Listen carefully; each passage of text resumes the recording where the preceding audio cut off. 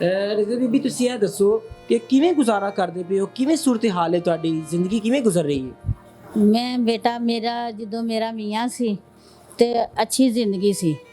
ਹੁਣ ਮੇਰਾ ਮੀਆਂ ਨਹੀਂ ਹੈਗਾ। 6 ਮੇਰੀਆਂ ਬੇਟੀਆਂ ਨੇ, 2 ਮੇਰੇ ਬੇਟੇ ਸੀ।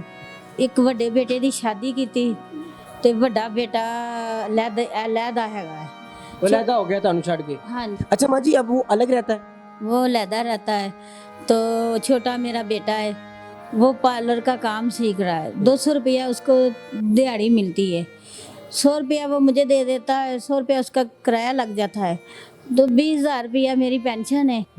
तो वो पेंशन को मैं क्या करूं? वो मैं बिल दूं, 25,000 रुपया 22,000 रुपया मेरा बिल आ जाता वा।